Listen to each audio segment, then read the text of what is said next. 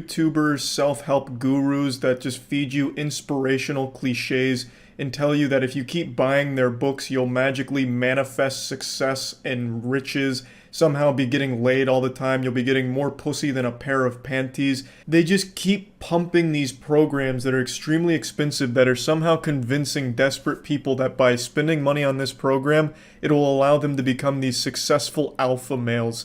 It's fucking sad. It's not helpful, it's useless. It's not even goofy, it's just pathetic. It's not delivery, it's DiGiorno.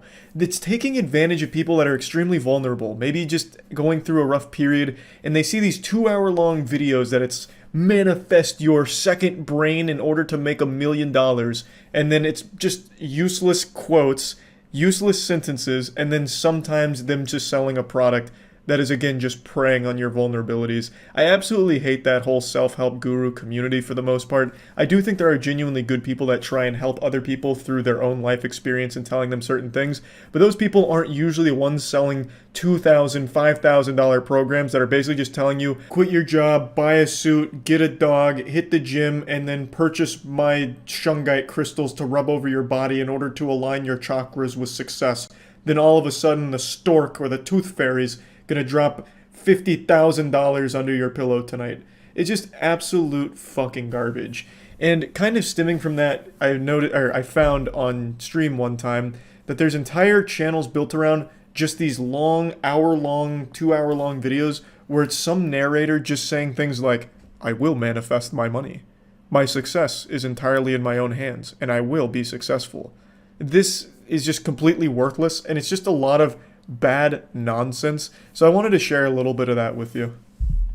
This is why all billionaires wake up at exactly 4 a.m. What? Is it like something magical and mystical, like 3 a.m. being the witching hour, 4 a.m.'s the billionaire time? Why are successful people waking up at 4 a.m. and not a different hour? What is the secret behind it? Is this satire? This is definitely a skit. Well, they know how their brain works, and they take advantage of their brainwave states and brain chemistry. Sounds like Microsoft produces Sam when you electrical patterns, put the bass all the way down. Wave. But when you wake up this early, you are between theta and alpha. Wow. The mind is capable of deep and profound learning, being fully aware and focused with an effort. So pretty much this whole channel and multiple channels like it all have the same style where it sounds like God narrating and giving horrible advice. It seems like more of just a prank than anything to see if they can convince people to wake up at 4 a.m. just to laugh at them. Why do they go to bed so early? Between 10 Aliens. p.m. and 2 a.m. is where you can get the most from regenerative and deep sleep. That's so After 2 arbitrary. a.m., sleep lacks the... This one is responsible for the repair and restoration of the whole body. Fine, I'm gonna get up at 4 a.m. For this 10 p.m. reaction become to a take billionaire. place, your Whatever. body needs to slow down, which Wake up at translates 4 a.m. into one time, reduction release of an your NFT mental the next and day. Physical activity. Studies show that if you go This past feels the 10 evil. p.m. bedtime, you'll find it more difficult to fall brainwashing. asleep. Early risers, and they don't need to ask for it. No, you can wake up That at 4 a.m. and silence still be a of early loser. morning hours is what helps them Plenty of use people their do it. potential to the maximum. High levels What do they of even gain out of discipline. making this A video? disciplined morning It's just all guides wrong. them towards a whole day of discipline. And this is exactly What, what like, supports their successful life. Are they selling sleep? Peaceful Is this a and mattress quiet company? time you get What is this channel? Is it all like this? Just blatantly wrong and weird shit? It goes straight to your subconscious mind. I am. Affirmations for success, wealth, and happiness. Bro, I wish you could just listen to a video. It's like, you are going to make $1 million today. And it just like happens. It's like, damn, all right, thanks for affirming it. This is so sad. Like, there are absolutely people, I have no doubt, for the last 3 years this has been up. They listen to this daily and are wondering why they're still not a millionaire. It's super cult-like, really. They really try and convince people that one of the big secrets to billionaire success is the fact they get up at 4 a.m. specifically, just being an early riser. Even though if you get up at 4 a.m. for the rest of your life, there's a almost 100% chance you won't become a billionaire. I am love, and I am compassion. I am esports. Deficiencies transform through love and acceptance. Today, my own well-being is my main priority. Yeah. I completely trust my inner voice. Well, that's not always like the best guide. The more I get to know myself. Man, they made a killing off this trend. I am rich. I release all negative energy over money. Money comes to me easily and effortlessly. I use money to better my life and the lives of others. Not wrong when channel has almost 8 million Wealth subs, 2 constantly million flows views. into my life. It is coming easy. Money is the root of joy and comfort. I'm sure there's more than money for happiness, Money right? and spirituality can coexist in harmony. Money and love can be friends. Quick, everyone, check your bank accounts. Is it going Money up? is my servant. Is it working? I am the master of my will. I can handle massive success with For everyone grace. listening, I began listening to this daily last year, Money 2020. Now expands in my life's 2021, I've opportunities doubled and my income. experiences. Moving into an apartment twice as big and have thousands in Money my creates savings. positive impacts in my life. Alright, well now that we've manifested some money, I'm gonna go manifest a little bit of a tinkle into my toilet. Hey, hopefully you all did your positive affirmation exercises while I was away.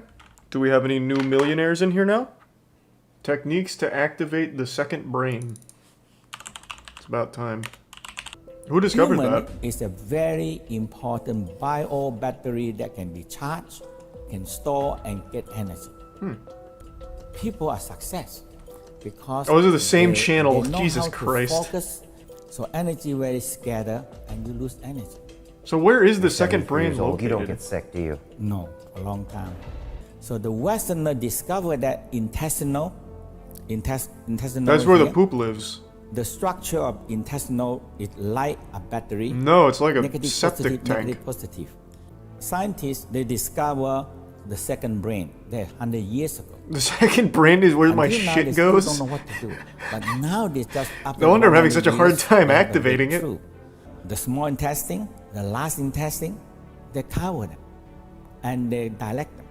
Now I understand that, oh, this is what the Tao always It's talk about. close enough, I The guess. center of He's this getting in there. The second new brain organs hides in the is intestines. in the center of the navel. Warm, and this also a battery can store energy. So is it People better to are have it draining surrounded that. by poop? So all what we do now, Do I need to, all the like, people now is Get addicted to exhausted. laxatives or what? Because the battery, now you have to find balance. Some of them is too extreme. This is supposed to be a technique to And activate too my extreme, second you brain. hate people, and you keep I haven't learned any techniques. and your neck go like this. Chin. I'm exhaling. Whoops. And now when you exhale, you curve down. So you curve everything down. Inhale. Exhale. Curve enough that Alright, you I can see feel- through walls So now. we have breathing in golden light into your spine and your brain, and exhale. Cloudy and gray color out. Fuck, all right. Sometimes I've we just ascended. let go all the emotion Jesus, this is still- down to the ground. Yeah, it When still has you do fucking for a 6 while, minutes? You rub your hand warm. And Was you I go levitating? warm. Did you guys see me like You lifting off settle. my chair? I felt And like I you was bend really down. starting to get up. You You begin disappeared there practicing for a minute. this. Okay, the energy will flow. This is people encouraging each other. It has nothing to do with the videos. Fear in the kidneys is like an eye-opener because when some people are afraid, they will pee themselves. This makes so much sense. Also, when I'm nervous, I feel sick. Notice how he said inhale and a golden light enters your brain and spine, and exhale and a dark cloud and smoke leaves your body. Truly a wise master. He knows visualization and breathing are the key. Wow. Yeah, that was an eye-opener. Well, my second brain is firing now. Yeah, needless to say, these exercises were extremely effective. I've now been using 2 brains, which makes me just about twice as smart as your average middle schooler.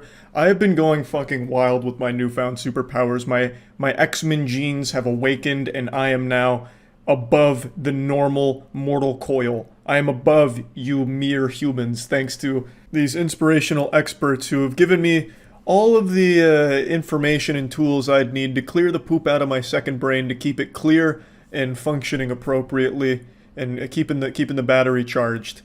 But this is the exact shit I'm talking about. It's actual worthlessness.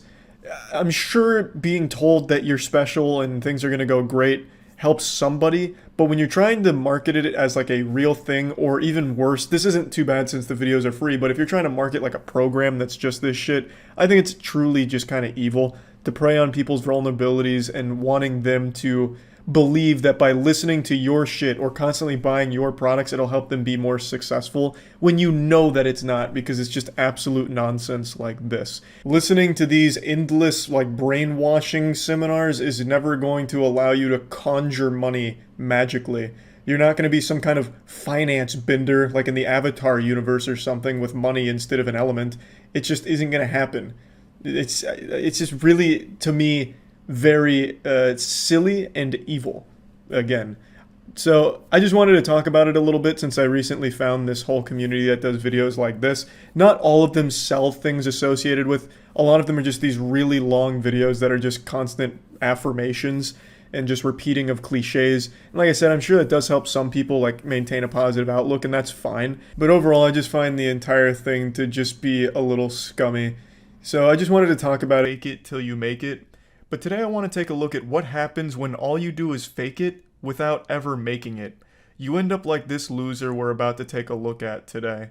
A guy who has become a complete parody of self-confidence, but without any level of self-awareness. He portrays himself as an extremely successful, extremely rich guy that would have no problem at all stealing your wife right out from under your nose. It's beautiful stuff that he talks about. Take you, for example, and me, and we both pull up and we go to your girl. Odds are I'm gonna take that bitch. If you compared me to you, you're not gonna win that battle. Bro's out here rocking that man dark body type and acting like he for some reason be able to take your girl just because he rolled up in a rented McLaren. This guy's entire personality is money. He's like a real life Mr. Krabs, but with even skinnier arms. So he believes because he has money that he's entitled to women and women find him irresistible. You can tell by looking at him this was no jock in high school. This wasn't exactly the prom king. Yet he pretends that he is now. He talks about how successful his businesses are now. He has a 9-figure business. He has all of this money. Though I don't necessarily take him at his word, because I just don't believe a fucking word this guy says. So the next time you think that your girl's on lock, I got the keys to the castle, motherfucker. I have no doubt he spent hours trying to cook up that finishing line right there. The keys to the castle. Now, why I don't believe him about the success of his business is because the only thing he shows that's worth money is his car, the McLaren. He's made like 1,000 shorts about how much money he spends filling up a McLaren's tank, or how often he drives his McLaren, and that is the only thing worth a lot of money that he's ever shown, at least that I've seen.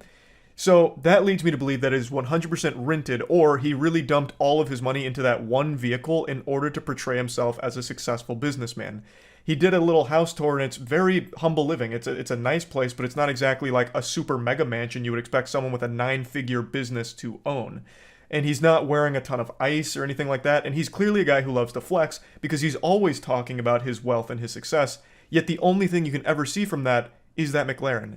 Now this may be like a tinfoil hat conspiracy, but I truly just think he either rents it for these videos or, even more depressingly, drained all of his finances to make that big purchase with that belief that this car would be enough to convince people that he has a lot of money. Like, he specced all of his points into delusion here and is just letting it rip. Like, this McLaren means I'm successful. I gotta fake it till I make it. This is how I do it. Here's why the gym does not matter. I'm tired of guys that are like, oh, I'm going to the gym, I'm trying to get fit. I feel like I have a pretty decent tone. Did douchebag Slender Man get you with that jump scare in the beginning? So this is his rant about why going to the gym makes you a fucking idiot. Because he's skinny and insecure. So you going to the gym is offensive to him. It's pretty pathetic. You don't want to go to the gym, that's fine. Buddy's out here built like 2 french fries duct taped to an uncooked spaghetti noodle. And if you're happy with your body there, that's absolutely fine. But why shit on people that are going to the gym? He makes a whole rant about why it's stupid to do it, which is laughable.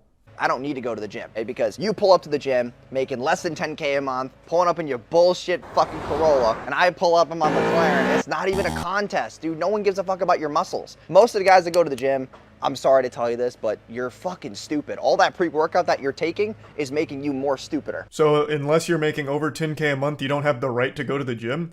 Like, he's not even making a point. Like, he's not even saying, like, the time you spend in the gym, you could be spent learning how to drop ship things from Alibaba. Like, he's not even, like, trying to make some kind of point. He's just like, you're stupid for going to the gym because you're making less than 10K a month. He actually sounds like he's about to cry. You're stupid with your dumb muscles, dumb muscle man. Like, what in the crazy insecurity are you going through right now to think that this was a good idea? Here's why you gotta break up with your girlfriend if you're not making 6 figures a year. Brutal honest truth is that girls need a man who can protect and provide for them. If you're not making at least 10K a month, how the fuck are you gonna protect and provide for your girl? Man's out here boofing crazy pills. You don't need to be making 10K a month in order to protect your girlfriend. You have absolutely no meat on your bones whatsoever. The only foe you're equipped to handle is if the gingerbread men from Shrek tried to attack your girl, then maybe you could fend them off. But everyone above the age of 18 and weighing more than 100 pounds, it's going to be a tough tussle. And making more than 10K a month doesn't enable you to magically protect her better. If someone's making a ruckus and you're trying to stop whatever's going on, the amount of money you have isn't going to do anything for you. You can't just be like throwing money at it like, get away from her, you scallywag. She's with me and I make more than 10K a month. Here's money. Like throwing it all over the place to get them away. Like, it just doesn't make sense. It's just pure delusion. Now, I guess, like, he's not wrong. If you make more money, you can provide more, I suppose. But what the fuck does that have to do with anything? So if you don't make 100K at least a year, break up with your girl. It's cool that she's sticking with you right now because you're trying to build yourself. But at the same time, if some guy like me comes up and gets in the way, she's gonna choose me over you because I can provide more. In this feast or famine world, women will always pick the best case scenario because they don't want to get hurt. And you being broke as fuck definitely hurts. What hurts more than being broke is being broke but pretending you're not, like this guy. It's so... I don't know if he actually believes the shit he's selling or if it's only to try and get people to, like, sign up to courses or anything like that. I'm really not sure if he actually, like, loves the smell of his own farts or if it all is an act. I couldn't tell you. Either way, it's to further the goal of making money off the back of desperate people who see this and think that this guy is actually super successful and is trying to give them the secrets to success. It's all just another guru scam, but... I find him particularly entertaining because he's doing the bare minimum. He didn't even bother to invest in his own body to look the part, so he's not in good shape. He didn't bother to even really pretend to have a lot of money aside from that McLaren that he shows from time to time. And he's just saying things that other gurus say. And I don't know if he's actually found real success. I know he has quite a bit of botted engagement that I've seen online, at least as of everything I've been able to research from it. But other than that, I don't know if anyone even believes his act. I would be surprised if they did, because he's very bad at it. Also, just to explain why there's driving underneath his video, it's because it's a TikTok thing where everyone needs perpetual stimulation, constant jingling keys, so for any video where it's talking, they play like Subway Surfers or anything engaging a game underneath to keep viewers' attention. It's pathetic. TikTok has absolutely rotted brains where people need like absolute activity at every single moment. They can't just listen to talking on there. So if you always wondered what dating an entrepreneur looks like, this is what the fuck it looks like. I don't cook, I don't clean, I got whiteboards all over the place. My setup's there, this is like my sanctuary. No one fucks with me here. As far as a fridge, it's pretty fucking awful. So I got beer, Happy Dads, Gatorade, oh dude, Bel Air bottle, champagne. I got these Dunkin' Donut iced coffees, and then for dinner I'll go to the pier and like have dinner. I will never fucking cook. This will never be used. I don't even know why I have a fucking mitt. And here's the look at the house I mentioned. It's clearly a cozy spot. It's a nice house. It's not a super elaborate house. This is not a mega mansion or anything like that. So if he's a super successful 9-figure guy who loves to flex everything, why would he be living in a house like this? It doesn't make any sense. That doesn't really track. I also love the whole whiteboard thing. He probably watched one video on like, it's important to write down your goals or whatever as an entrepreneur. So he bought like 9 whiteboards and hung them all up and filled them with gibberish nonsense. I tried zooming in on the frame where it focuses on a whiteboard, but I couldn't make it out because his handwriting looks like he wrote it while he was getting hit by an earthquake. So it's completely illegible for the most part. But I'm pretty sure one of them was agility. And he had a check mark next to it, meaning he must have done like agility drills, I suppose. I could be reading it incorrectly, but I'm almost positive it said just agility on one of them. Maybe it's like RuneScape goals and he's like skilling right now, so he's working on agility and he checked it off once he got like a certain amount of XP. I don't know. Very goofy regardless though. Here's just a couple of signs that your girlfriend might be cheating. Number 1 is she's not texting you as readily as you've used to. Easiest way to tell if your girl is cheating is, did she ever find that you bought this guy's course? If she did, she's absolutely cheating. No doubt. And you deserve it. Why the fuck would you buy a course from a guy like this? It's so embarrassing. Like he actually just went to like WikiHow and just started copying articles on like how to tell if your girl is cheating and 7 life hacks for that. And then he just starts regurgitating them here. But anyway, I could go on and on. There's so many embarrassing shorts he's made, but there's no reason to just keep going over it. I just wanted to showcase some of his better ones here and talk about it a little. Lake Spankologist, and I can't tell if it's real. It's a 70-year-old doctor who spanks people to cure them. There's a video on YouTube. It's safe. I'm a spankologist, and I've been doing this for almost 40 years, and I am about to introduce this young man to a session. It sounds like a threat. Jesus Christ. Man, he looks like, what's his name, Dr. Kevorkian? Let's take a peek at spankology. I might not be familiar with this discipline of medicine. Neurospankology, the neuroscience of spanking. Here's something from 7 years ago from BuzzFeed called We Tried Spank Therapy. So this looks like a real thing. I'm using the term real thing so loosely. I just mean there are some people that practice it. And what's your name? My name is Brace. About an hour ago, I was bent over the waist. A 72-year-old, I believe, man wearing a doctor's coat, who used his hand as an implement of both healing and pain. So be comfortable. Okay. As all the best medicine does. Position here, so you can hit. Yeah. Okay. He did most of the talking. We just kind of let him show us what he was all about.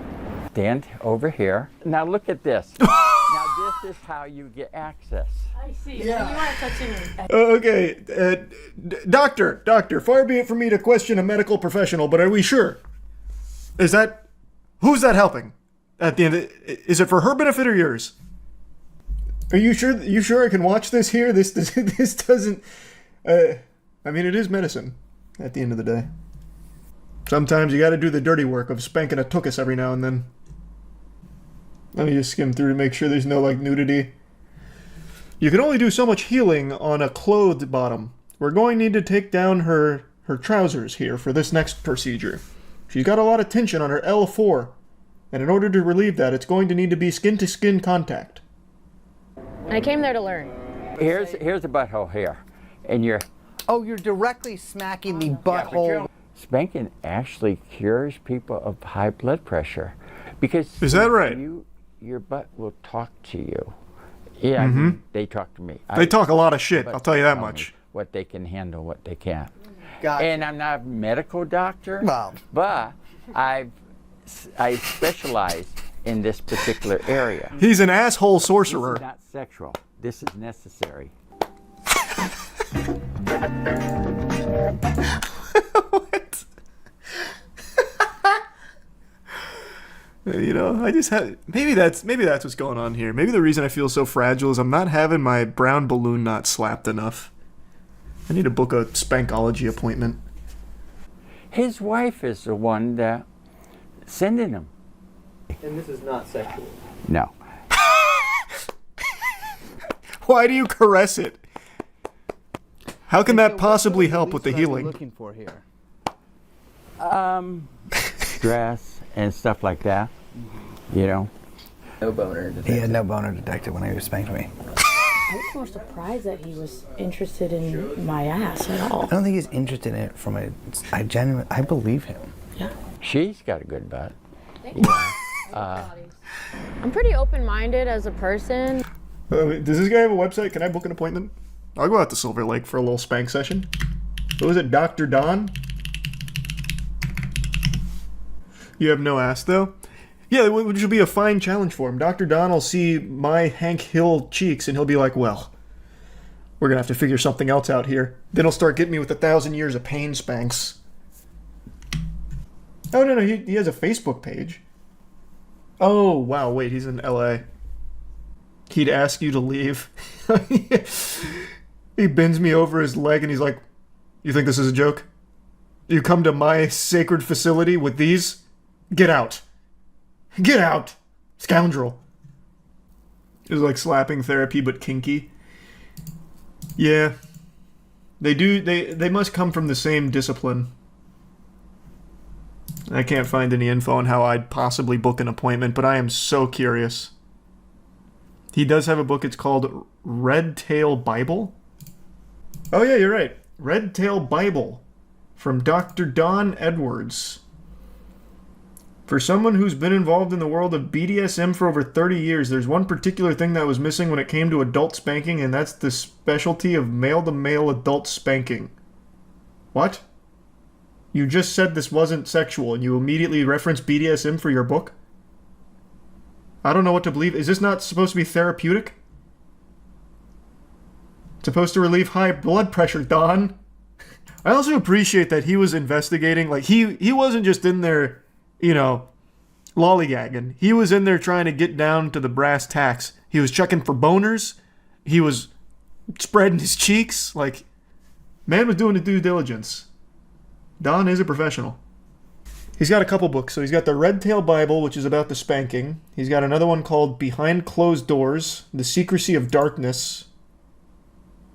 If you've been spanked as a child and remember it was not fun, but lately you've been hearing more and more about adult spanking as part of a foreplay or brought up in playful conversation and start to wonder, now that you're an adult, how it may feel to either spank someone else or be spanked. How many books have you written on spanking, man? Here's another one. Spiral Dynamics in Action, Humanity's Master Code, Russian edition. I don't... How does this relate to spanking? Well, let me skim through. I'll have to watch the whole documentary on my own, but I want to skim through just a little bit. So it looks like they spend the day getting to know Dr. Don, and the spanking therapy is mainly just like the start of it that got them interested in this really interesting character. About history, do you think things could have gone differently if they had been spanked? Obviously, Hitler, but If I could spank any president, it'd probably be John Kennedy. do you think Oswald acted alone?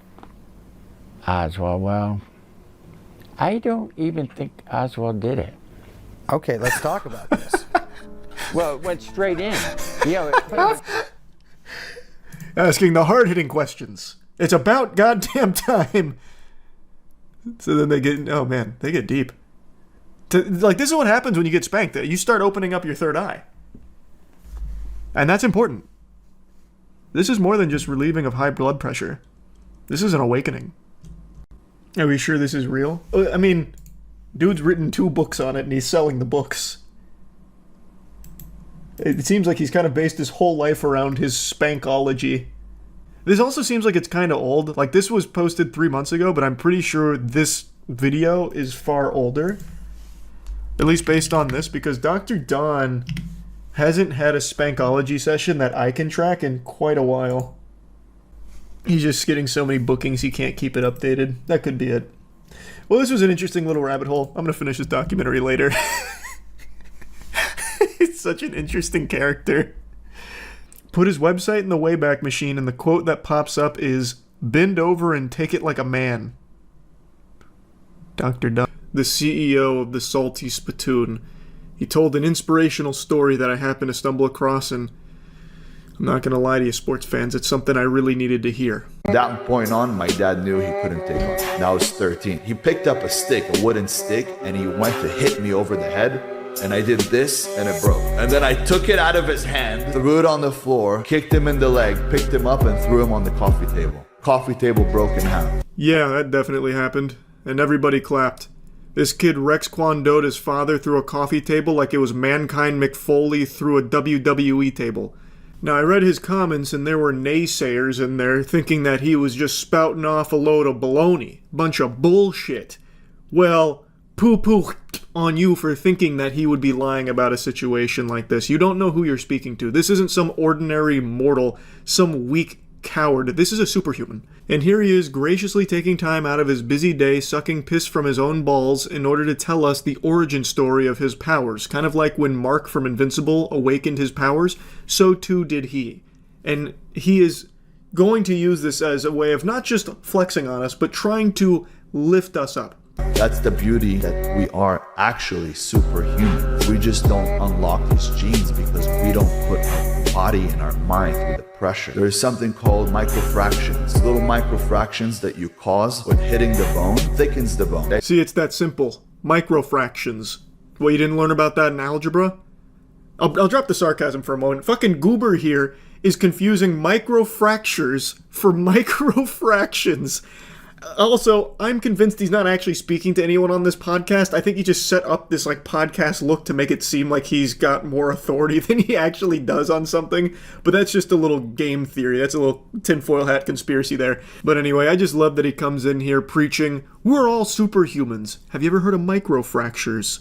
Like that's the eureka moment. Like that's the chemical X. It turns out this is the secret that, you know, Big Brother doesn't want you to know. We're actually all X-Men, thanks to microfractions. I feel like it's almost insulting to your intelligence if I explain microfractures here, because I imagine most of you know what that is, but I'll go ahead and dive into it quickly, just in case he happens to have stumbled across this video in between beating 5,000 samurais' asses for the day or something, or whatever cool badass thing he was doing. What he's trying to talk about is microfractures, which you've probably heard of in relation to like Muay Thai. And it's like repeated impact to the bone causes slight little fractures to it, so when it repairs itself, it grows back a bit denser, a bit stronger. Now, obviously, it's not going to turn you into a goddamn superhuman. You could go outside and kick oak trees till the cows come home, kicking infinite oak trees, but you will never be able to have dense enough bones to be, like, bulletproof or anything like that. Like, it's not going to turn you into a superhuman, and I don't know why he's talking about it like it somehow does. I used to sit there and hit my shins with a hammer all fucking day. Do you know why people wear boxing gloves? So they don't fuck up their hands by hitting somebody's head. Your head is the strongest bone in the body, and if you train it and bang it enough for a whole year, it becomes 4 times thicker. He's just straight up wrong. The head is not the strongest bone in the human body. That title usually goes to the femur. But he does say something I do believe him on about banging his head. That I think he's probably telling the truth on. Like, yeah, maybe he was hitting his knees or his shins with a hammer, and he probably started hitting his head with the fucking hammer too from the sound of things here, because he is way off his rocker here. He is off his gourd. We hurt people, and I learned that at a young age. That's what I learned from the Shaolin monks. Go watch them when they spar, when they battle, or when they have a fight. Boom, they turn their head. Wherever you're hitting, they just turn their head. You punch their head, you're breaking your hand. No, they don't. He doesn't say a single thing in here that's accurate at all, not even by accident. So I know exactly what happened here, though. He saw one video, the old viral video of that Shaolin monk who was taunting his opponent in a fight, where he put his head down and was just taking every blow right on the chin. Like he was just eating every fucking blow like it was cereal. So that's the video he saw, and he thought that must have been true for all Shaolin monks, I think. That's the only explanation I can think of. Like, and I'm giving him a lot of charitability here with my interpretation of this statement, because I think also equally likely is he's just straight up lying, just actually talking out of his fucking butthole. But I think there's a chance he saw that video of the Shaolin monk in the boxing ring where he was getting hit in the head a lot because he was literally taunting the guy, and he's like, oh, that's how Shaolin monks fight. Must be those microfractions I've heard so much about. They must train with that. So now he's spouting it off here on the podcast. But I don't know why he thinks that. He could have just looked it up for like 2 seconds. Like, Shaolin monks don't just fight with their head for blocking. Like, they're not giraffes. Like, they don't just fight with their head. Like, what? It's outrageous that he would think that. Also, I can't help but have, like, an immense appreciation for the lesson he's trying to teach here to, like, the absolute idiots in his audience. That you should hit your head a lot over the course of a year to make your skull thicker. He's actually trying to preach the gospel that in order to be a superhuman, you need to be like banging your head against the wall like it's a horror movie, like the end of Hereditary or something. That is incredible as a lesson that he's trying to get out there. Because that's actually the takeaway. He is literally talking like, if you want to unlock the superhuman X-Men gene, you're going to have to start hitting your shins with a hammer and damaging your skull so that way it'll get thicker and stronger and more dense. You ever heard of Shaolin monks and microfractions? That's an incredible lesson for him to try and teach on TikTok. That's amazing. I come in to kill you. When I punch somebody, I don't punch their head. I'm imagining my fist going through their head, through the back of their head. Their head gets stuck here on my elbow. That's how Bruce Lee used to punch. And who was like that? Mike Tyson. He comes in, and when he punches, why do you see everybody's head flying? Because he tried to put his fist through the guy's head. That's why every single punch you see people fly. Look today, all the knockouts that are in the UFC. Somebody kicks him, he does a slap kick. Chin, boom, boom, boom. Guy goes down this way. Mike Tyson, Bruce Lee, it's a different punch. Hey, can't argue with that. When this man throws a punch, he's turning your skull into body armor for himself, locking it in like an elbow pad. That is, of course, assuming you haven't trained your skull with sledgehammers for the better part of a decade, because then even he would be powerless against a skull that thick. You'd be looking like Sheen out of that episode of Jimmy Neutron when he gets really smart and has that huge brain. But yeah, I just think it's really fun listening to this guy talk about how badass he is. It's so cool. I punched through their skull and then their head's locked on my elbow. I end up looking like I'm out of Mad Max. I adorned my body with decorations of viscera and body parts. It's so fucking good. Belgian horses are the biggest and the strongest horses in the world. Each one could pull 12,000 pounds. If the two of them are put together, how much weight could they pull? Together, they're pulling 24,000 right there. By math, if you do it right, they're pulling 24,000. When you put two alpha males, Belgian horses, together, they could pull 36,000 pounds. Math can never calculate the potential of an alpha. Also, the AI art he uses for all of his videos is fucking mind-boggling. Yikes. Horrifying. But you're gonna find this hard to believe. He's wrong again.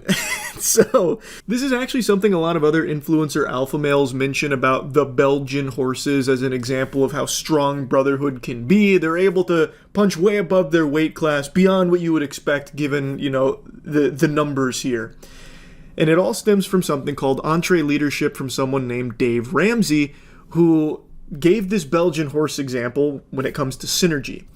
So, Belgian horses can pull up to 8,000 pounds individually, not 12,000 like Goofball mentions. And Dave Ramsey saying when you put two together, they are able to actually pull under like optimal conditions, trained together. They can get up to like 30 or even 32,000 pounds that they can pull together through synergy.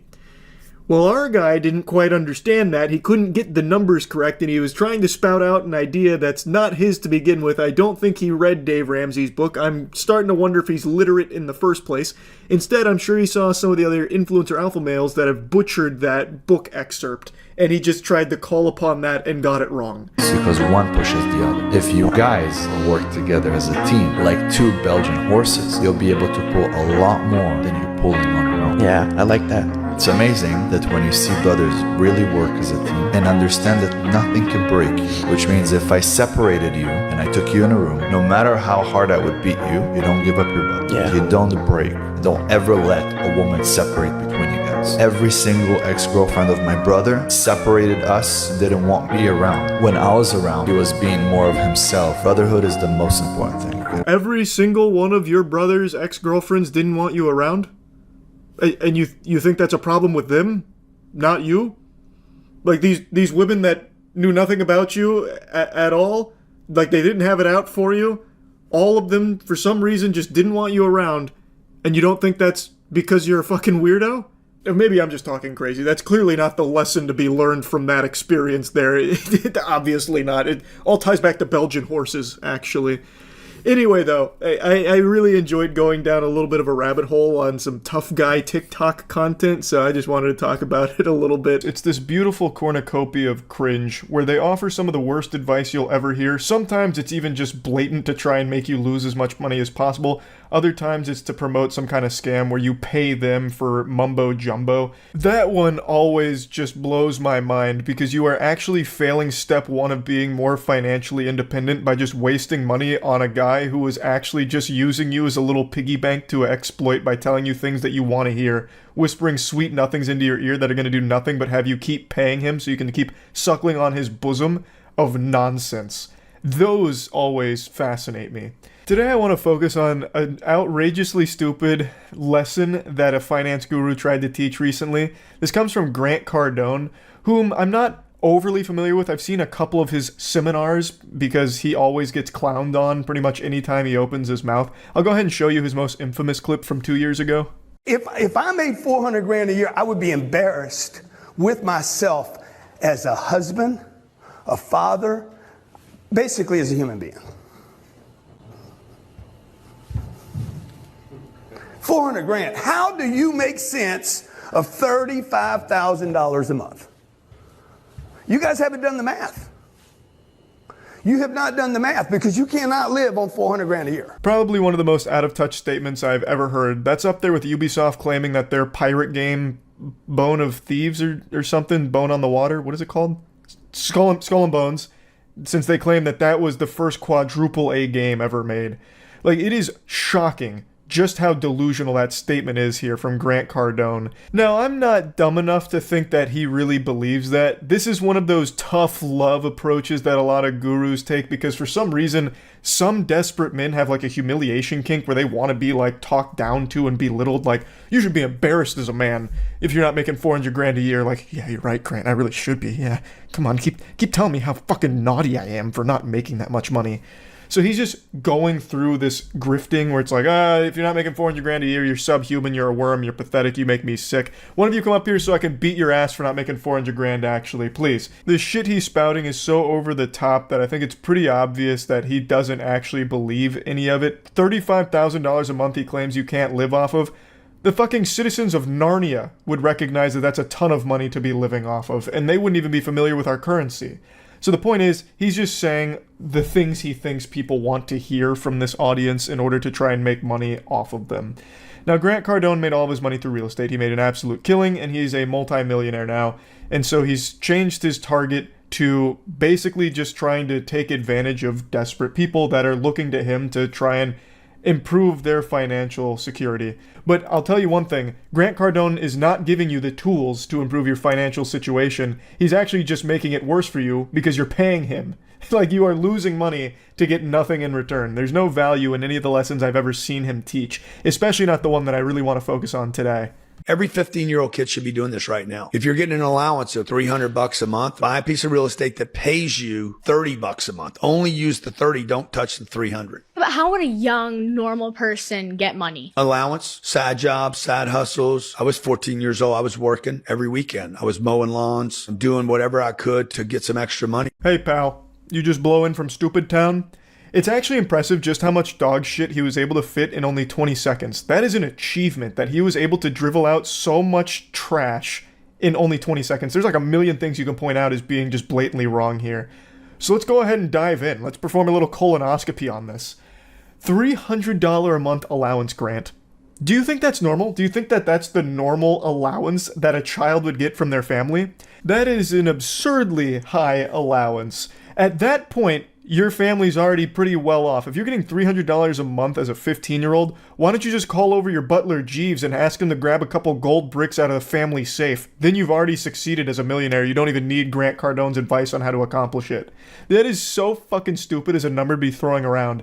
But even setting aside that unrealistic pipe dream of an allowance as a 15-year-old at $300 a month, let's just say somehow you had that. Grant, as a 15-year-old, how are you going to start investing in real estate with $300 a month? You're never going to get approved for a loan as a 15-year-old that is getting $300 a month as an allowance. It's not even tied to a fucking job. So good luck finding any reputable place that's going to give you a loan for real estate. You are also 15 years old, so you can't even legally purchase real estate without someone co-signing with you. And $300 a month isn't a lot to start looking for real property. That's at best maybe like a $45,000 property that you could maybe get access to under the most unrealistic of circumstances. You're better off finding the Lucky Charms mascot's pot of gold than you are finding a house, any property at all, for $45,000 in America right now with the way the housing market is. That just doesn't fucking exist. But you know what? We'll continue to inhabit this ninth dimensional fucking wonderland that Grant Cardone's brain seems to be trapped in. Let's say you found it. You're not getting a loan. At $300 a month, you're going to have to do a down payment on this property, and that down payment's probably going to be multiple thousands of dollars, which you're not going to have from the $300 a month unless you had already previously saved up for a couple of years beforehand to afford this down payment. You can't do this. It's impossible. It's actually impossible. And Grant Cardone is a real estate multimillionaire. He knows this, but he thinks everyone that follows him is a stupid fucking bumbling Neanderthal. And he might be right, I guess, if anyone actually thinks this is legitimate advice that he spouts out of his fucking mouth. This is so foul. It's so wrong. It's unbelievable. I also hate that so many kids see this, and I bet there's a not small number of them that actually think this is what they should be doing, being told that this is what every kid needs to do in order to make money. And maybe one day down the road, against all the odds, a 15-year-old does actually succeed and become a landlord. My heart breaks whatever family has to deal with that nightmare, that hell. In between tilted tower drops on Fortnite and playing Roblox with the squad, he then goes and collects money from his tenants. Oh, God, that's so miserable to even think is a possibility. But in Grant's world, he thinks that's what kids should be doing. It's actually incredible how often the financial guru advice boils down to step 1, start rich, or step 1, don't be poor. And he's even brainwashed his own daughter. Like, she does some videos on his TikTok page, and I'm not here to, like, insult her or anything. It's definitely not her fault. She's, like, 15 years old. But her father has really convinced her that this is, like, a normal thing that every kid has access to. So she posted a video about how she's going to be a millionaire before she's 20, and gave advice to kids her own age on how to accomplish a similar feat. I'm gonna be a millionaire before I'm 20, and this is how. I work for my dad's company. I have a contract with them and I get paid every month. That money then goes into real estate where I get some passive income I get to go spend. I'm just gonna stop it right there because the entire tutorial is I work for my dad's company. That's how I'm going to be a millionaire by the time I'm 20. And it's not like she really works for the company. She gets an allowance from her father, which is like 50 grand a year, at least according to TikTok, where he's giving her like bonuses based on performance of TikTok videos. So the advice is literally be born to a rich family. Like, that's not something most people can follow. 99% of the population is going to fail step 1 there because they literally can't just work for their dad's multi-million-dollar company. It's not feasible. And yet, this entire page, Grant Cardone's entire online career is built around selling this kind of nonsensical idea. Oh, it's so easy, everyone can be rich, just give me money and I'll unlock the secrets for you. And then the secret is basically, hey, don't be poor. Invest in real estate at 15 years old with your $300 a month allowance. What, you guys weren't doing that already? It's so easy, come on. But anyway, I just wanted to shoot some spitballs at Grant Cardone. Those really odd healing remedies like chakra tune-ups, or paying to visit a self-proclaimed Reiki master who's going to tap into your natural spiritual vibrations in order to realign you with the earth to improve your mood, or those people that sell just scam products that's, you know, toilet water that they're claiming is this panacea that's going to cure all of your ailments and also make you millions of dollars and improve your mood and libido, just all of that nonsense. It has been a guilty pleasure of mine stumbling upon these communities and poking fun at it. And right now the big one is called 9D breathing. I learned about it on stream the other night. This one's got me captivated. Have you ever heard of 9D breathing? 9D breathing is new to me. 9D breathwork. Transformative, become unbreakable. Only 20 minutes? Today you're going to be doing 3 rounds of 5 minutes with a that's exhaustive. Between each round. The breath will be a full, deep, diaphragmatic breath, all in and out through your mouth, down into your belly. Activate the I can do it mindset. 9D breath work for confidence and action. It's just breathing. There was nothing unique about that. There was nothing 9-dimensional. So it's not super huge on YouTube at the moment, but on TikTok it's getting quite a strong following. I think this kind of spawned from, like, the guy watched Demon Slayer one time and he's like, holy shit, the power of breathwork. This could be the game changer. So now he's basically just peddling it as, like, this really powerful thing. And it's fundamentally just, you listen to ASMR, and then some people will start, like, screaming and convulsing while doing it to try and, like, release emotions. Which you see a lot in all of these, where if you just convince someone to yell and scream and cry and shit their pants, they feel relieved. And right now, this is the new conduit for doing that.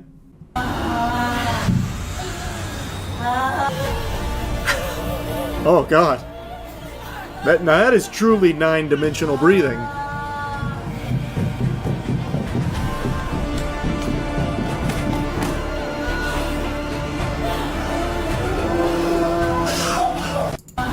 She just activated the I can do it mindset. That's big. That's big. Bro, they got her in the straitjacket. It's not the straitjacket. That's a 7th dimensional blanket. It helps to realign the Kundalini so that way when you're doing your 9-dimensional breath work, it'll enhance the effects of the chakra. It's all part of the 9D revolution, man. What don't you understand? Oh, here's another one.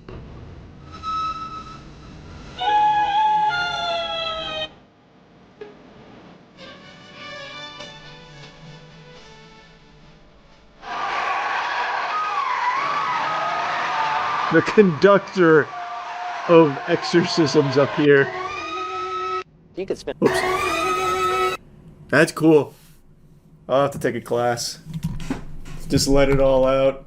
Far be it for me to question the master of 9-dimensional breathing, but I really don't understand what role he plays there.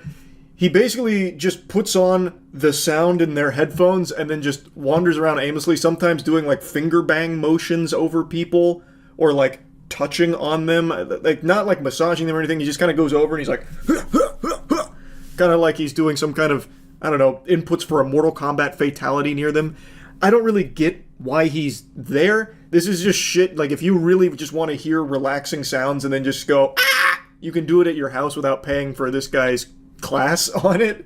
I don't really get the program itself, you know what I mean? But what you should get is some cheeky soap. It's the best soap ever made. And right now we have 20% off the entire store until Monday. It's our Memorial Day sale, so it's the perfect time to get some cheeky soap. You're going to love it. I guarantee it. It's so good. It's so moisturizing. You use it, you might have a really powerful emotional release as well from being so clean and so happy with how you feel after your shower using Cheeky soap. Go to usecheeky.com to get some.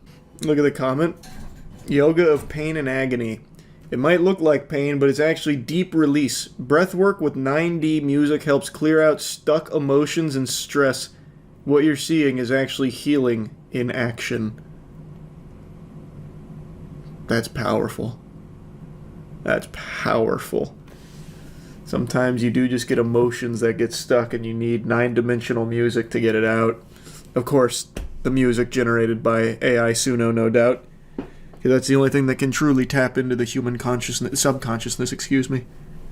9D combined with 7 sounds tech would unlock sage power. It's so true. You don't want to go to 10D. 9D is where you tap out. If you go to 10D, that's the brown note. Then you're just releasing bowels instead of emotions. Where are these classes?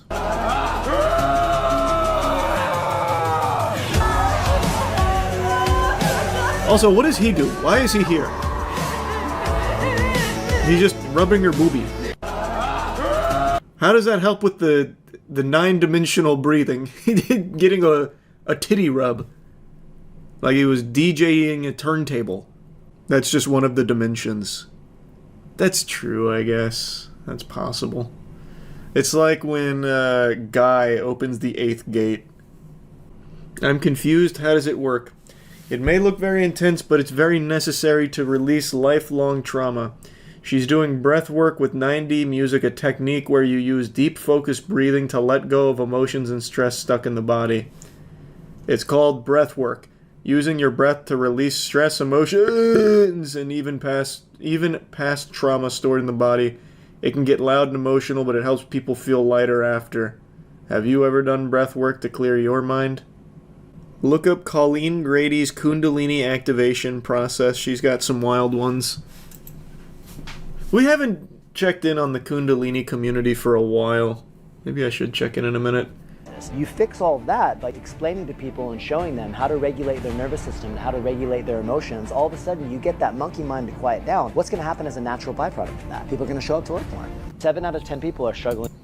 That was convincing. That was eye-opening. What's this one? Looks like they're about to crucify him or something.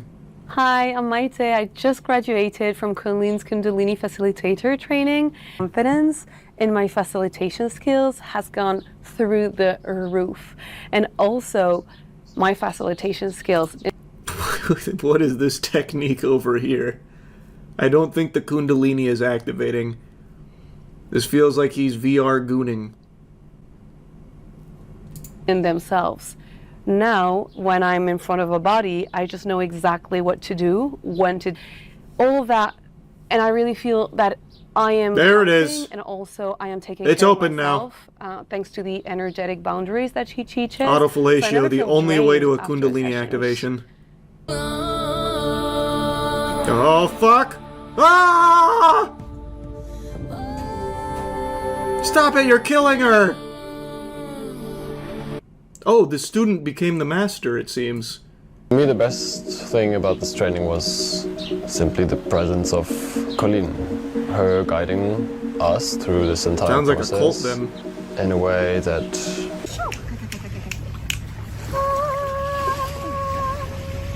It's happening.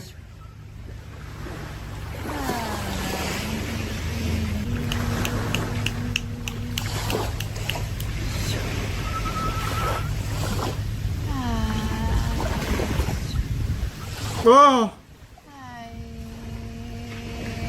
Let go of the cords, you're hurting her.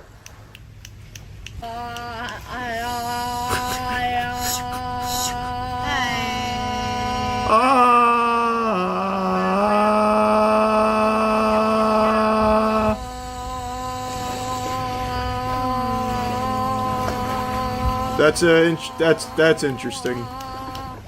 I think we're getting some wires crossed here. We're venturing away from the Kundalini. Okay, I'll tell you what. At the very least, they're honest here. Check this shit out. Trusted worldwide. 1. At least 1. I fuck with that. No claims of like, we're in every country in the world, people love us. It's just, we've got 1. Like our headmaster Dave, like he's out there in Florida. Damn. Their website goes kind of crazy with these pictures. Look at this.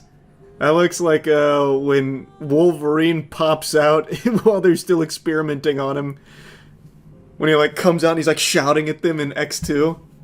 X-Men 2. That's a great photo. Man, fake gurus. Haven't we watched this? Isn't this Eye Patch Wolf? No. The dark truth behind making millions from online courses. I mean, pretty much everyone knows that online courses are a scam. But I'm interested. Telling you that sign up to my free training. Free training that I'm giving you an invitation to. Turn up for the online training and join our completely free training where I'm registered to attend our free. Whenever you hear that, just know that it's a scam. Like, I feel like everyone knows that. And there's just so many of them. It's like a copy and paste.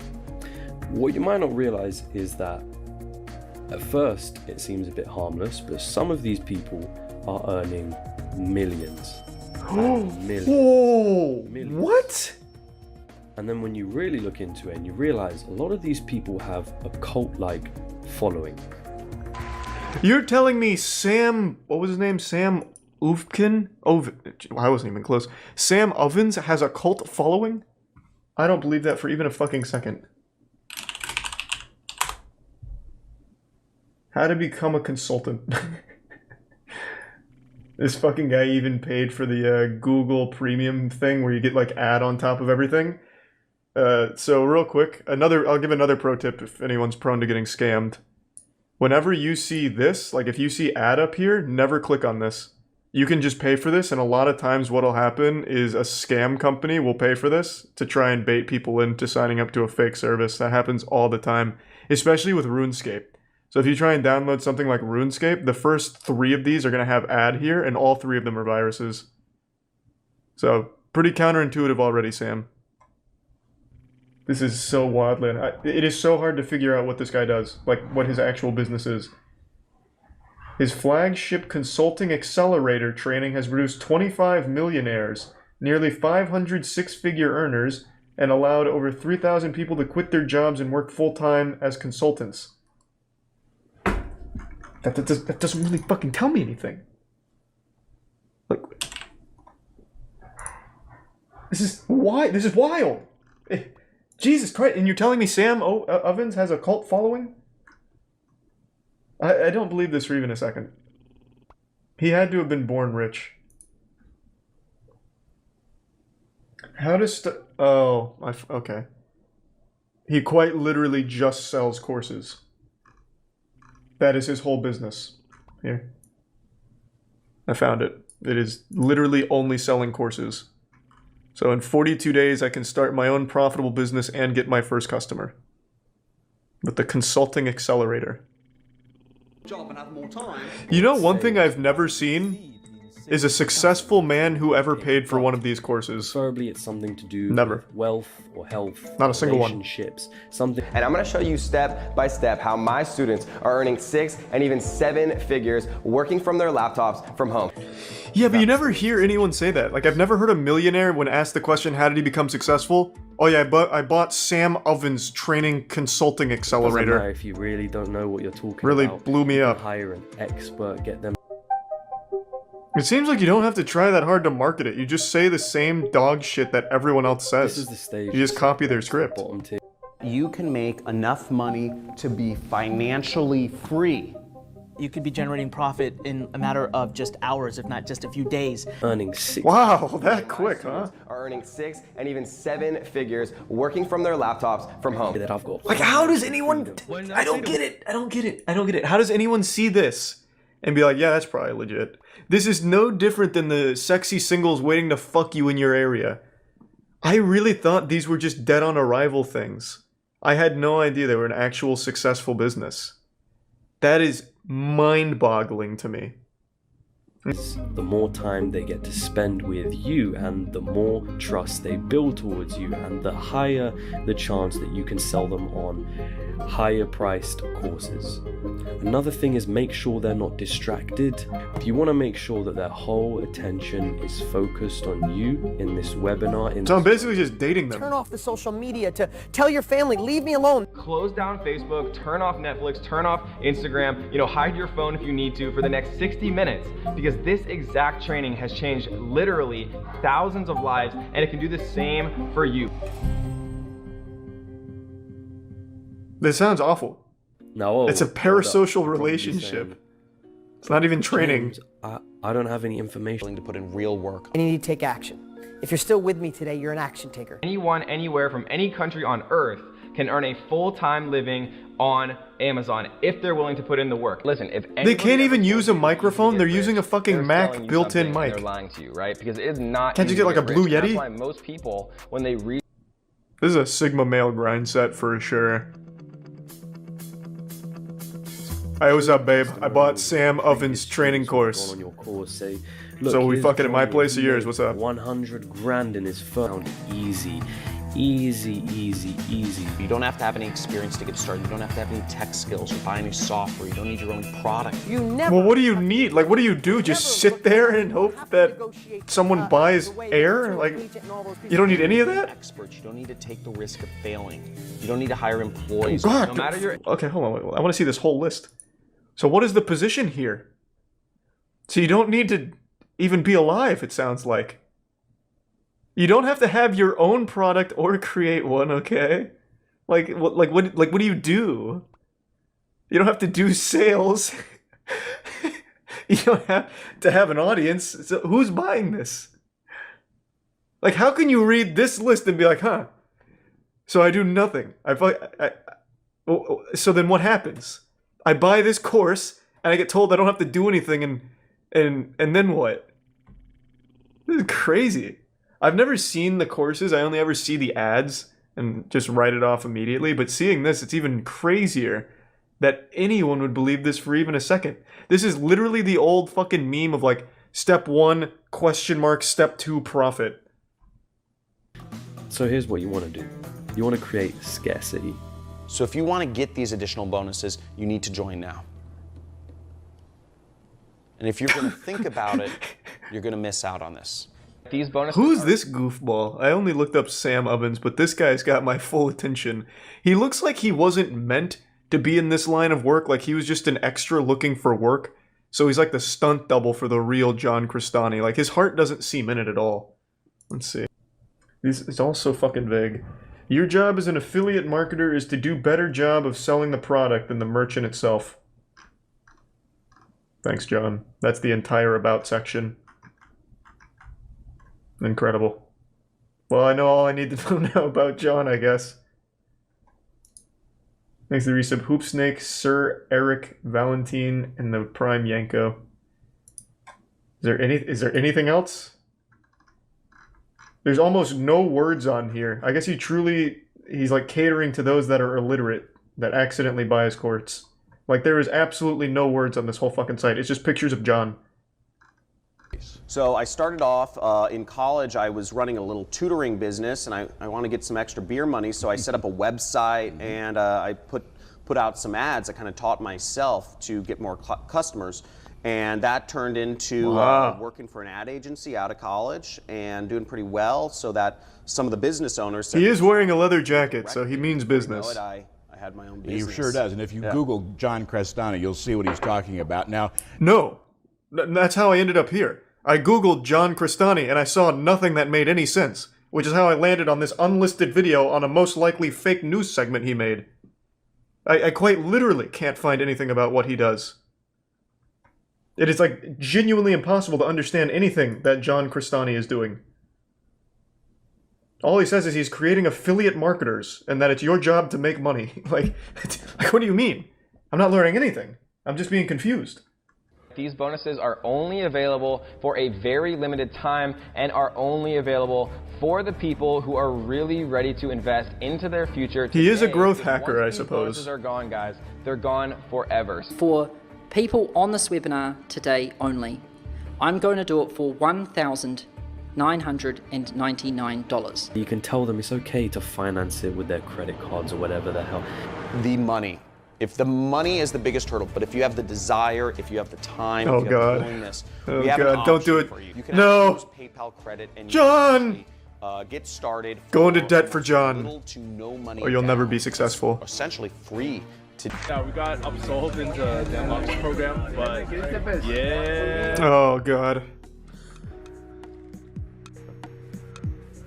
Holy shit. You don't tell them the truth.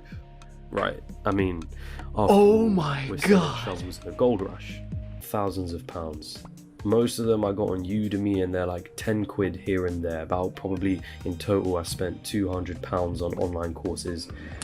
They're not trying It's super different though. Like when you're taking an online course for something like editing, you know exactly what you're getting into. They are going to teach you how to edit. Like you are absolutely getting what you want when you're taking like a course from editors. But when you're taking a course from just a dude who says that he can make you millions, you're gambling a lot more on this guy somehow giving you tools to make millions of dollars. Like it can't even be talked about in the same sentence. Like there are courses that are good, but none of them are like get rich courses. Like success courses, there's not a single one that'll actually make you better or make you more successful. There is literally not a single one that I can think of that will ever get you in a position to be more successful in life.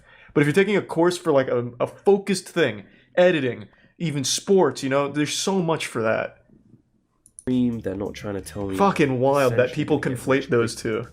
He's not. I'm not saying he is. I saw it in the chat. I think a lot of these. Just a little heads up. I know he's aside not. From all of the moral, I think personally, a lot of them aren't gonna last. I think. I'm surprised they're still around. Get extremely unethical, or they're going to be caught out in some sense, or there's going to be some kind of regulation.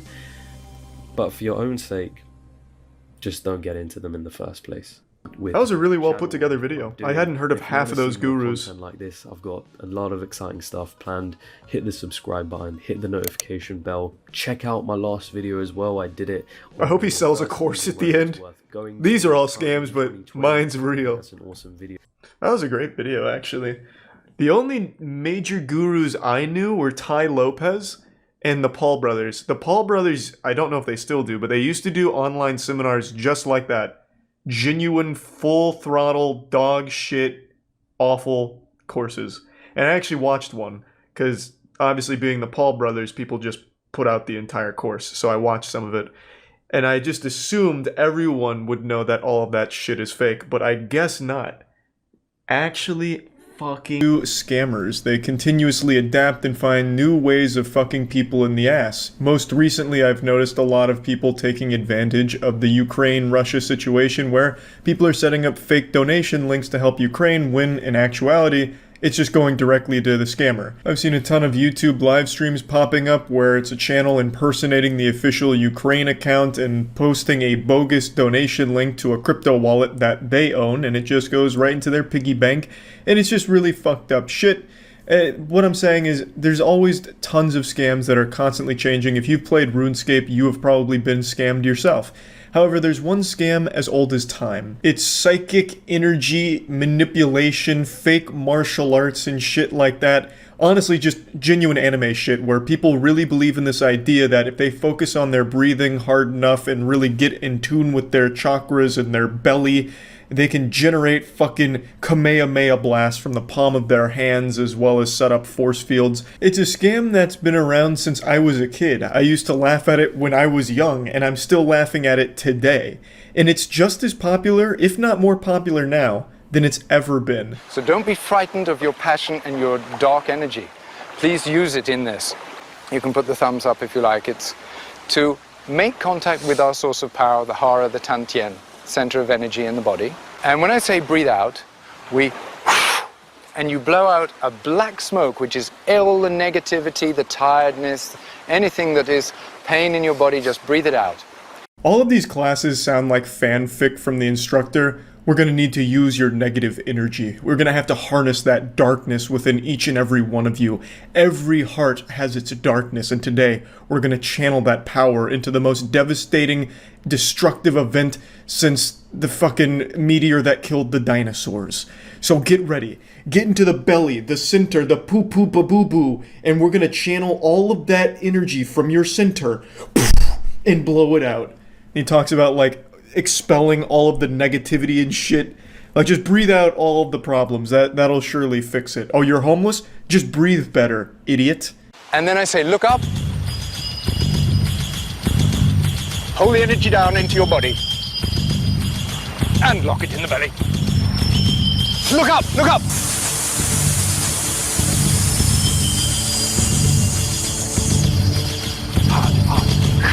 Yes, it's coming out this way.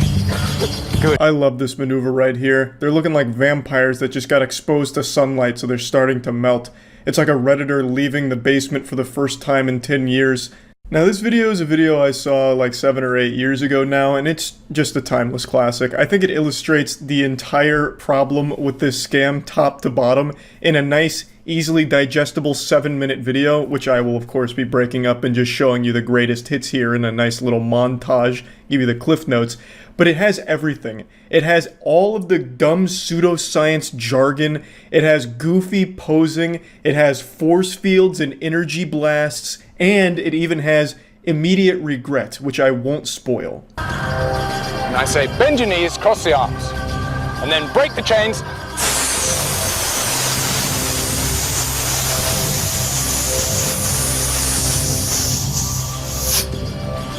Oh my god.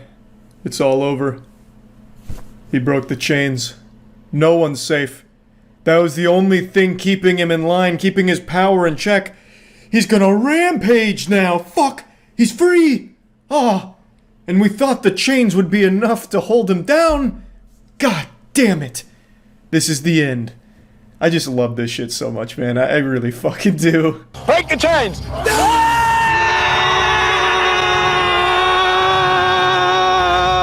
I love the guy in the red looking like Conan O'Brien over there. He's really getting wild and wacky with it. I actually thought for a second he was breaking real chains. He sold the performance so well. Just look at him go. He's experiencing a real exorcism. Maybe there is superhumans amongst us, and this is probably one of them. More power, more passion, more power. Big. Look into the hands. Look into the hands. Look into the space between. Yes. Good. Good. Good. I used to do this exact same thing when I was a child after watching Dragon Ball Z. They're making spirit bombs right now. It's a little spirit bomb making workshop. And I don't think any amount of opening of their third eye is going to necessarily create a real spirit bomb there. Unfortunately, I wish that were different, but it's a lesson I learned the hard way and one that they probably will too soon. This looks like a scene out of the movie Midsummer. Like, this is all very cult-like shit. Good. Good. Good. Yes, Magnus. Good. Good. Yes!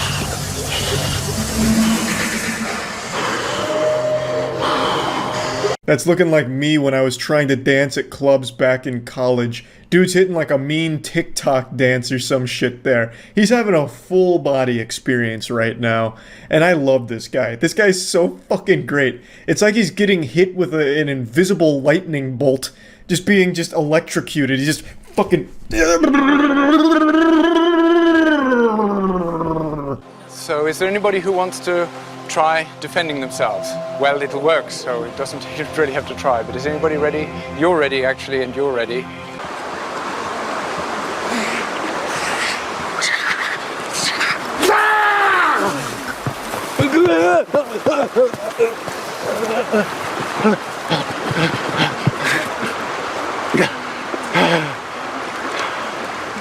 You can't argue with the results. That man got fucking blasted. They hit him with the invisible Palpatine force lightning.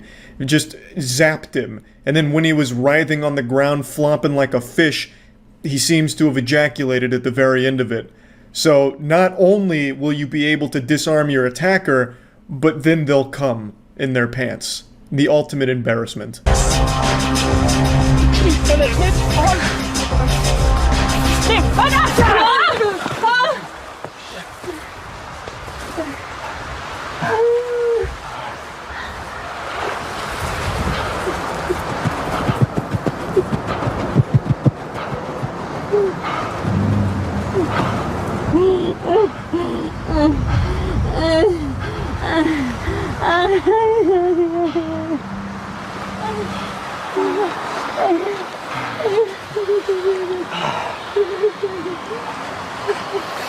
Where were you guys? Where the fuck were you guys?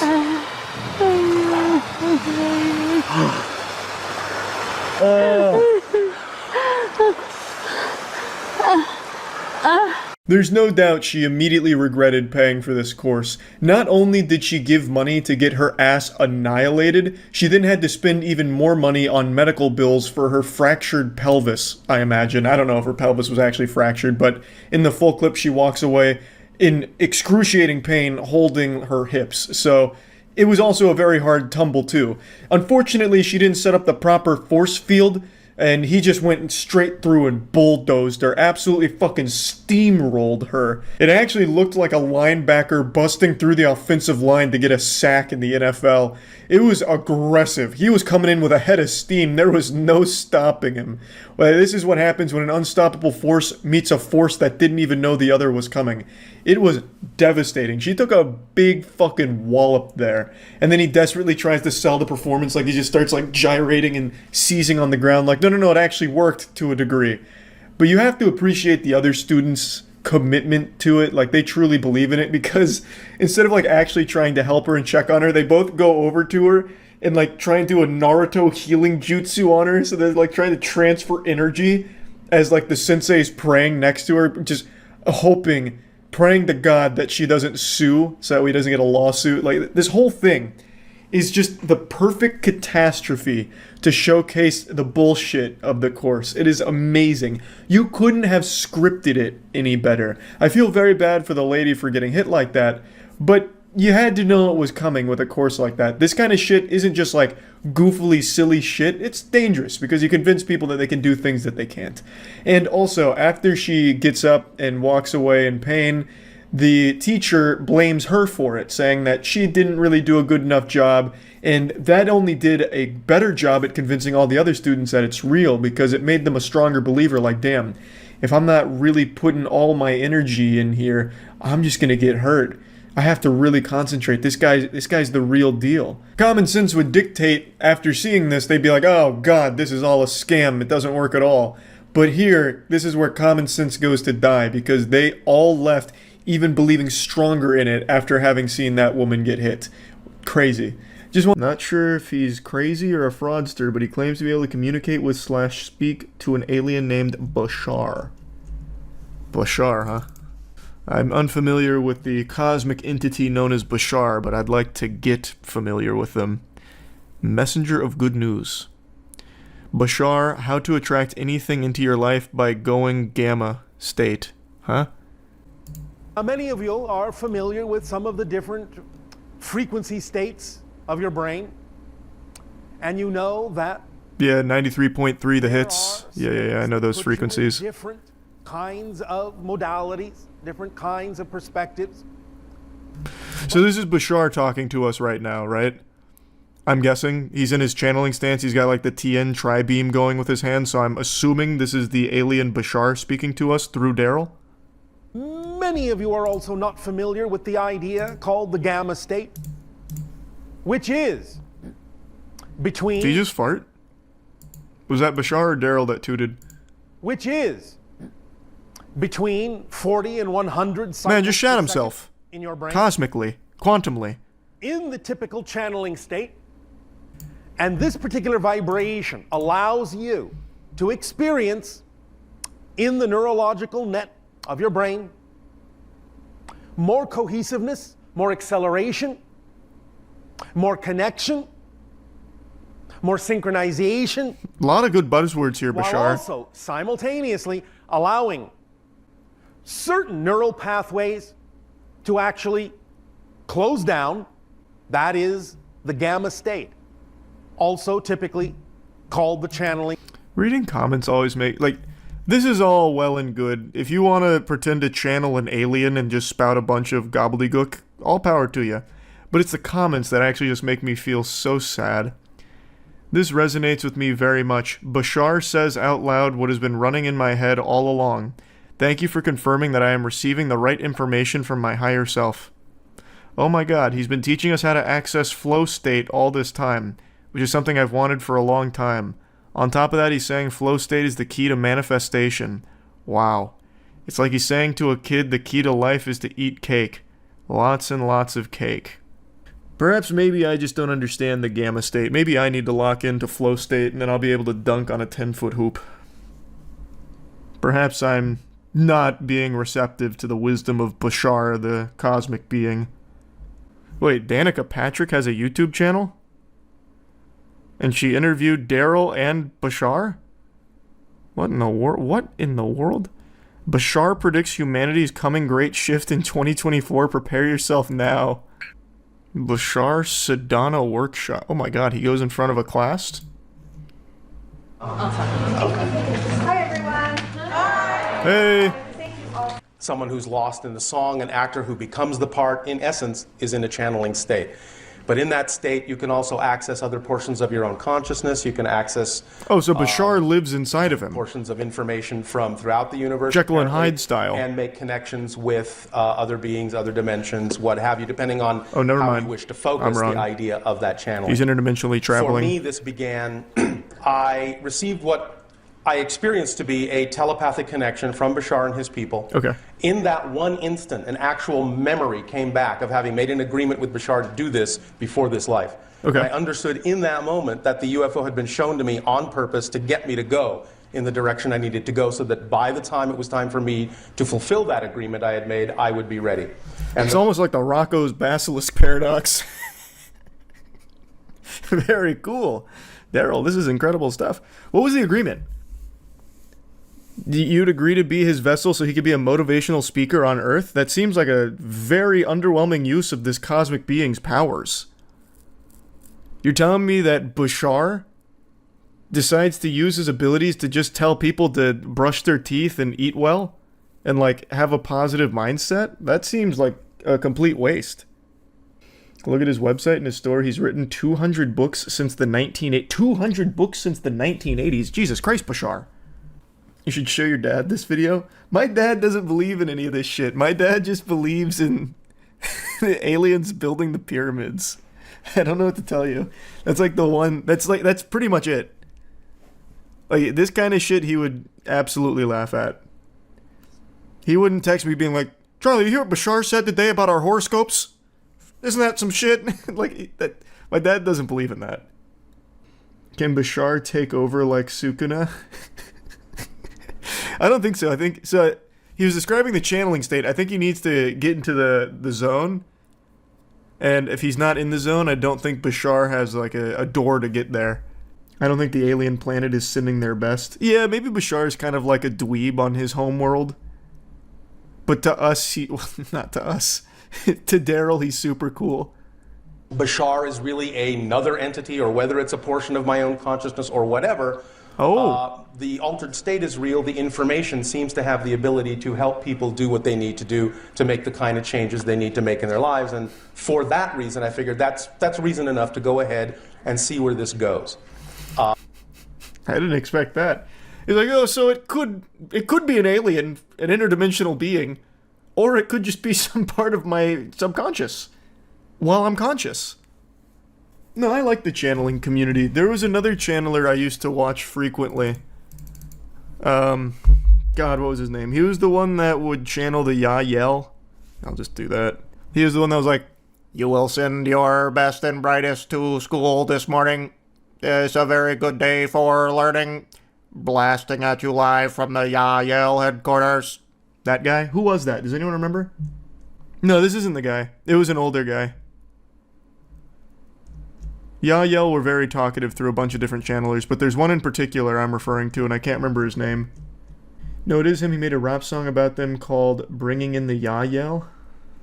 Thanks for your sub, Kev. I don't think it is, though. He was much older, unless the Yael de-aged him. The ones we are of Ashtar Command, we are of the Pleiadians, we are of the Pleiadian civilization, of the Pleiadian consciousness. Billionaire Boys Club. Isn't that Kevin Spacey's movie?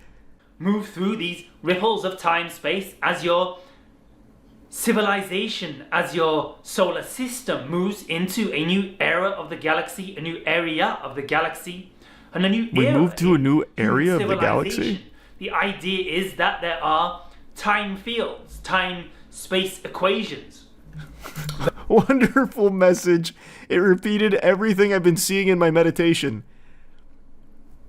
In your meditations, you've been seeing that we're changing the area of where we're located in the galaxy. That would cause such an immense change in daily life as we know it. That would be immediately recognizable. That couldn't just happen without us knowing. Oh, here we go. Bringing in the Yael. Music video with footage of Yael ship. Wait, this is huge. He's got footage from inside of their spacecraft? Bringing in the Yael, bringing in the Yael, our family from the stars, on earth they will dwell. Bringing in the Yael, bringing in the Yael. The kind of music to throw your ass in a circle to. Bringing in the Yael, bringing in the Yael to get this party popping. I feel like I've actually heard this before. I think you're right. Rocking, and you know it's a boat that desperately needs to be rocked. We may all come together, there will go the shadow government. And I know you're thinking retribution, but it'll be different. Let me clear up this confusion. Cause it's gonna be love. We ain't gonna give them nothing but kisses and hugs. Yeah. Kiss and hug them. And then extension of you. I know it's hard to discard the old ways of war, but see it through. Cause there ain't no us. We bringing in the yeah. It actually might be the same guy. I could be misremembering. I thought he was much older. Because I'm pretty sure I've heard that song. That definitely opened some neural pathways the Yael wanted closed in my brain. This is a classic. This one's a classic. Teen girl abducted by praying mantis alien. Ancient alien. I've got to send that to my dad. My dad loves ancient aliens. How the fuck? Really, Dad? A girl abducted by a praying mantis alien? Ancient aliens. Aliens in disguise. Warn researcher. We've taken many humans. God damn it. Channeling the ninth dimensional Pleiadian collective. Interview with extra dimensionals. Here we go. Ah, yes. Hello, dear. This is the Ninth Dimensional Pleiadian Collective, and it is a pleasure and an honor to have the opportunity to connect with you. So, nice to meet you. In a short time today, we think we're going to cover a pretty lengthy or a pretty substantial amount of ground. So we're very, very excited. So thank you for the opportunity to connect. Absolutely. What's very interesting to me is all of these like ninth dimensional beings that are able to be channeled through these goobers are always just on standby. It's like they're waiting to be channeled. They must be like maybe interns of the other ninth dimensional Pleiadian society. Like they just have to sit around like fucking phone operators waiting for some human to channel them. That sounds like so boring. Yeah, just actually channeling a call center. Why does no one ever channel like a really aggressive alien? Or like a really cool one, like, hey, sorry, I can't talk right now, I'm fucking 5 3-titted alien babes. Call back in a moment. Then break connection. Nothing ever like that. It's always like, oh, it's such an honor to be speaking with all of you on Earth. This is a 9th Dimensional Pleiadian Collective reporting in live. What do you want to know? You need to watch Daryl connect to Bashar. It's hilarious. I just watched Daryl connecting to Bashar. Or does he have like a ritual for it? Alright, he's jacking into the upside down. Assuming athletic stance. Oh, good crack. Sorry. No apologies. Do what you need to do to get the aliens on the horn.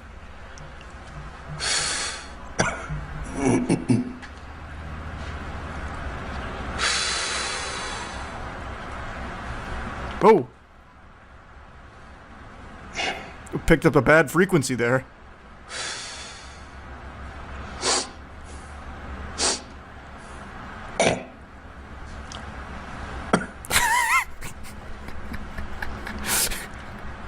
Oh shit! We're losing him! He's going too deep! Bashar, let this man go! Where's the holy water?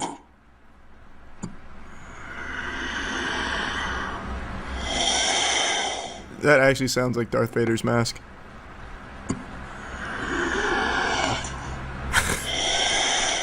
Holy shit. What cool noises. Now, if he actually starts levitating, then I'll be impressed.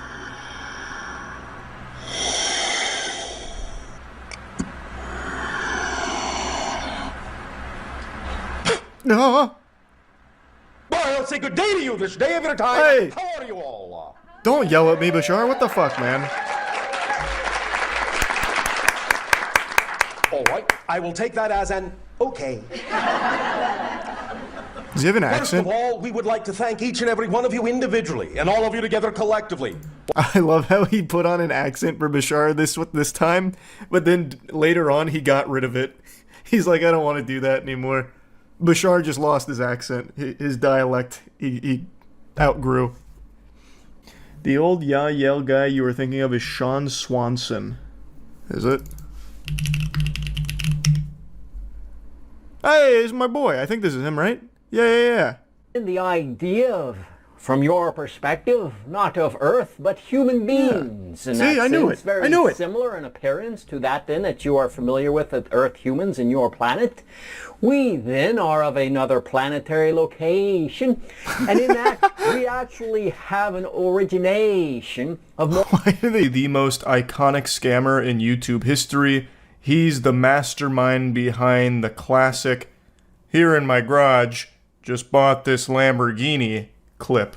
Throughout the years, no name has commanded less respect than Tai Lopez. He is just a clown people shoot spitballs at. He is just like the communal piñata that people used to love to take shots at, like a little punching bag. And it was always good fun because he's a piece of shit. He is literally a scammer. And not many people know this, but he's actually still around. This cockroach has persisted and he still posts videos and still tries to sell courses and seminars.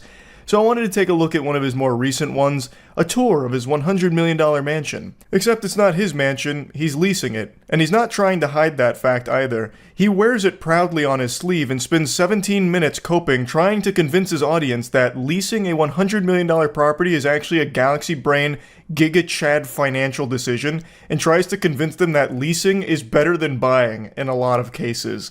It is unbelievable delusion. So, let me give you the reasons why I just leased this $100 million house in Beverly Hills. Why would I lease this for a year?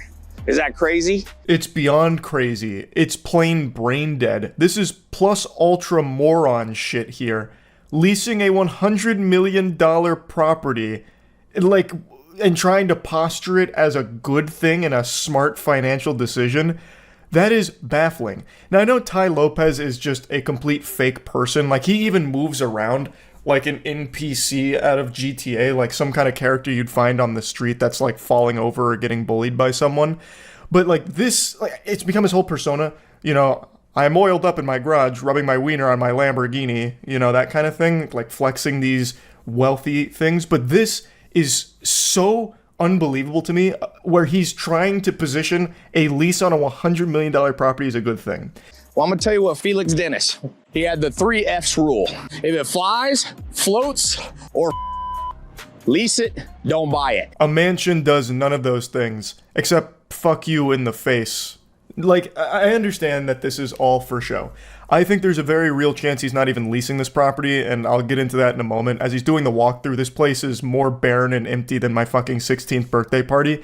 Like, I don't think he even leased it. I think he asked a realtor if he can just film a video in there so he could promote his seminars. The only reason he's at this property and making this video is to try and push gullible fools into purchasing his courses and attending his seminars and that kind of fucking nonsense, just to keep exploiting people.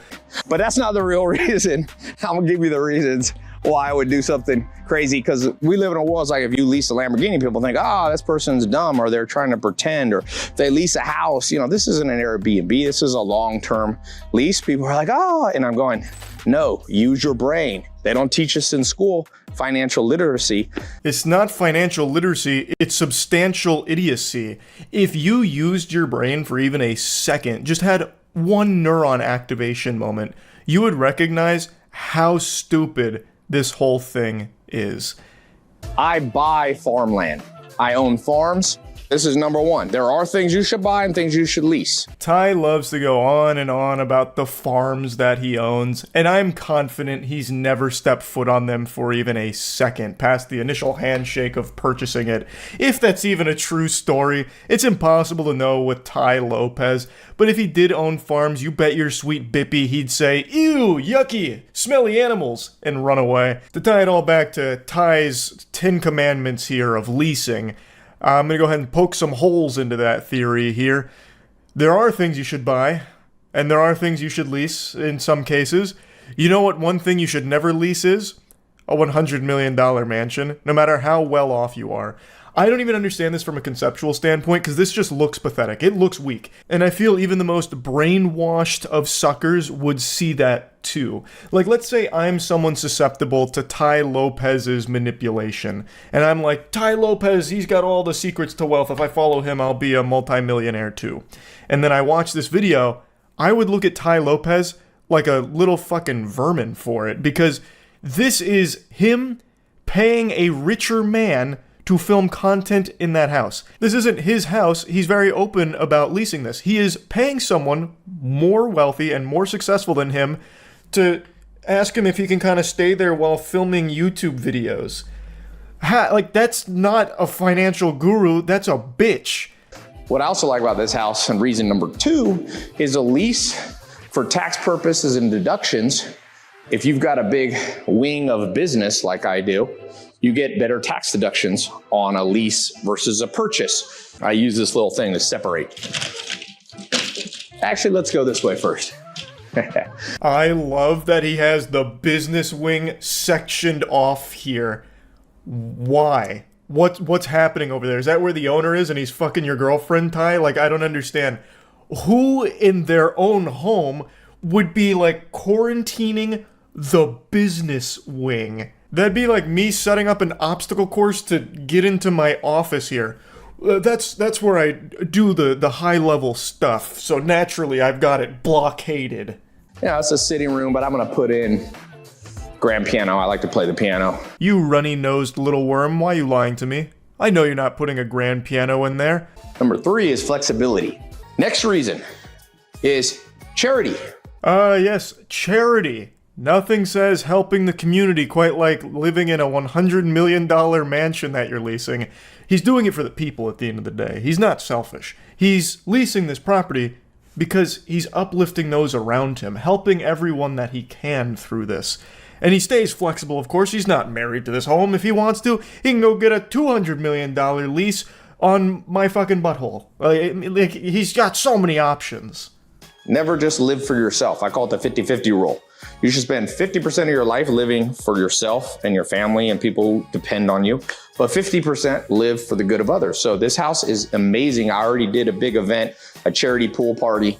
You know, this backyard will hold 800 people, and I sold tables, and all the profit from the little tables in the back went to charity. So you can do good with a big house. Might actually be one of the weakest arguments I've ever heard for why some narcissistic loser would lease a $100 million property. Well, actually, there's so much good you can do with a big house like this. I threw a pool party and I sold tables. I don't know what that means, full disclosure. I don't know what that... You sold tables? Is that like code for baby oil? Is this like a freak off or something? Like, I don't know what he's saying with that, but whatever. I sold tables and I gave money to charity.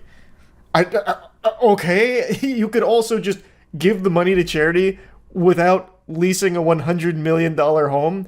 Like, that home didn't help you do any of that. It doesn't make any sense what you're trying to say here. I also love how he tries to get really philosophical, like he's a man's man, you gotta live for yourself sometimes, but then live for others, like your family. Speaking of family, Ty, where's your wife and kids? You're pushing 50 and you still don't have a family, man. You're still on this stupid fucking grind set mentality, trying to scam people through dog shit YouTube videos and seminars like this. Next reason to lease versus buy is maintenance responsibility. You know how expensive this house is to maintain? So I love the fact that it's like you're not responsible really for the maintenance if you negotiate your lease right. Another great reason to lease versus buy is I'm too fucking lazy to do any of it myself, so I'll put that responsibility on the person that I'm leasing from. Yeah. Cool flex, Ty. I can't be bothered to do anything except sit here and make YouTube shorts promoting nonsense to fools. So I'll let someone else take care of like the actual stuff. Pool, I like swimming is underrated, man. Jogging's hard on the joints. Swimming, there's a certain magic. You look at those people like the Maoris, like The Rock, people from the South Pacific are in some of the best shape historically, the people who swam a lot. So I love swimming. I don't know why we still have all the ropes up, but I like to do my workouts outside when I can. What the fuck are you yapping about, man? What? Just say you like to swim. I don't know why he's going into this whole spiel about it. I don't think he swims, for what it's worth. I just don't believe anything that ever comes out of Tai Lopez's mouth, to be honest with you. I bet he hasn't even dipped his toes into that pool, because it might be a little too chilly or something. But, I don't even understand why he's even going on about this. And then he says, I like to do my workouts outside, and there's 5 dumbbells there that go up to maybe 20 pounds. Getting a real big pump out there, huh, Ty? He is making this shit up on the spot. Like I said, I don't think he actually even leases this place. I think a realtor just granted him permission to come through while it was being cleaned for a serious buyer. Because he's just walking through, pointing at shit and going on these completely nonsensical tangents. Yeah, I like to do my workouts outside, which is why all those heavy dumbbells are over there. A lot of ropes around here from last night's hootenanny. Yeah, we had a big shindig last night. I don't know why the ropes are still up. Another reason, it's a great opportunity to test a place. So if you negotiate a lease correctly, you can a lot of times put that you have first option to buy. So it's a great way. This is the guest house here in the pool. I got friends that stay here. My mom, when she comes to visit, she likes to stay close but be a little bit separate, so she stays here in the pool house. Yeah, you get to guinea pig the house for a little bit, do a bit of beta testing. Yeah, there's a pool house. I kind of confine my mom to these quarters when she's around here. She loves to come over, and I have so many friends. You guys know how many friends I have. I have lots and lots of friends, and sometimes they'll stay here too when my mom's not, taking up the joint. You know what I mean? So yeah. Also, he's just going around making up stories for shit. He is just spitballing lore for things that he sees, like a game of I Spy. This is where we had the tables for the charity thing. It was pretty cool. We had the DJ over there. So this room, I'm turning, Anton's here, CEO here. He's getting some work done, but this is becoming the game room. Is Anton even alive over there? It looks like he's out cold. You should be going over there to check for a pulse, brother. Man looks like he overdosed on chill pills. I also just don't even think Tai Lopez knows who that is. His name's probably not even Anton. He probably just pulled that out of his ass. Maybe he is the CEO of something. I don't have a clue, but to me, it just really feels like there's some random people in this house and Tai Lopez is scrambling to try and explain why they're there. Like, oh, hey, it's Geronimo, hey, up top. Yeah.